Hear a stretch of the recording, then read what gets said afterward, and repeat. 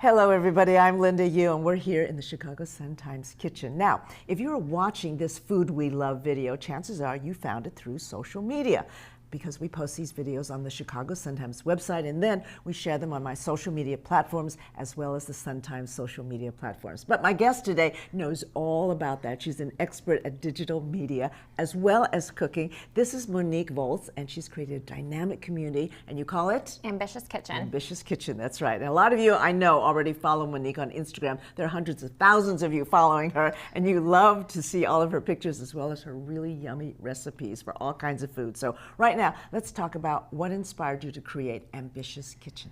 Yeah, so food has been a huge part of my life for as long as I can remember. My mom was a cook, my grandma was a cook and a baker, and my dad was a baker. So it's always been just a part of my history. Food. Right, food. You know, when I was 9, I remember making my first pie from scratch, including the dough, and so I just grew up around it and I absolutely love it. And so I wanted a place to kind of put all my recipes on there, make them a little bit healthier, and share them with the world. Let's go back to you learning to cook, and it's several generations. It's not just your parents and your grandmother, but your great-grandmother too. Yeah, my Nana, yep. Yeah. So she was actually born in Puerto Rico, and she just always cooked from when she was a little girl. She had to cook for her family, and that was her responsibility. So she taught my grandmother, my grandma taught my mom, and who taught me. And so I grew up around a lot of heavy dishes, and I really wanted to show people how to lighten things up and make them healthier and approachable, but still taste really, really good. Okay, so let's do that. This is your grandmother's bran muffin recipe. Yes, my grandma's bran muffin recipe. She gave it to me, and what I've done is basically lightened it up a little bit using the ingredients that I like to bake with. Okay, all right. So let's show everybody how. Yep. Okay, so this is whole wheat pastry flour. My grandma normally uses an all-purpose flour, but I like to use whole wheat pastry flour because it's actually just as nutritious as regular whole wheat flour. It's just a little bit lighter. Oh, okay. So Bob's Red Mill makes it. You can find it in most grocery stores. And it acts the same way as all-purpose flour? It does, but it makes things, it's still the nutritional value, the whole wheat, but a little bit lighter and fluffier. Great, okay. And then the next ingredient is? We've got some wheat bran for the bran muffins, classic. Yeah. Baking powder, baking soda, and cinnamon. And cinnamon too. And that's really good for blood sugar. Ah, okay. Yeah, to help regulate your blood sugar. Okay, all right. So those are the dry ingredients that you put dry together. Ingredients. Okay, and then now the wet ingredients. Yep, so we've got our eggs, and then I like to use almond milk.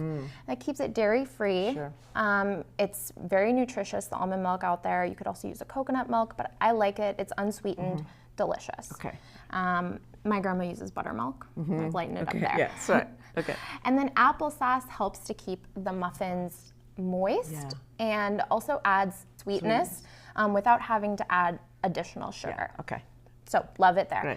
Great. We use a little bit of brown sugar. That's just to keep the classicness of the muffin. What you expect right with the muffin. But you could still use coconut sugar if you're looking for something that's unrefined. Okay, all right. And coconut oil. People don't know to use that because it makes things so moist, doesn't it? So good. Yeah. So good. Especially a virgin coconut oil, which has all the flavor of the coconut. I know. So it's good. Healthy fats. It's good. Healthy right. fats. It's good. And then we've got Blackstrap Molasses. A lot of people don't use this in baking, but it is a trick if you ever want to make anything taste like a gingerbread muffin or gingerbread cookie. Blackstrap molasses is where it's at. And it actually has more potassium than a banana, 1 tablespoon. Really? 20% of your daily iron, which is fantastic for women. So we love the blackstrap molasses. And is it as sweet as sugar? Do you have to use more or less or what? You do have to use more of it, but because this is just for pure flavor, you can really not use because you've gotten your sweetness over here. Right. Okay. So great. Yeah, and then? And then a little apple cider vinegar to help activate the baking powder. Okay. I thought it gives it a little zing. Sure. A little zing. Yeah. A little zing. Okay. And then so you mix them all, you take that and you mix it with your dry ingredients. Yeah, so first you want to mix your dry ingredients together, whisk them all so they're well incorporated. And then you will mix your wet ingredients and you add your dry to your wet, mix it all together, and you'll bake them at 400 degrees for 15 minutes. So we've got them here. Okay, we've got these, all right. And then I'm going to taste. Okay. Yeah. And then, but first, I want to show everybody too, because I know that it's going to be really, really moist, and you can feel that when that it's really, really moist in there. Okay? And you can also add blueberries or raisins. Good idea. Okay. And it tastes really, really moist too. Yeah. Okay, it's great. All right, these muffins, wonderful. Stay moist, good. Your grandmother approves. Yeah, Okay. she does. Okay, and you can find Monique's muffin recipe. It's at the Chicago Sun-Times website, as well as on her own website, which is ambitiouskitchen.com.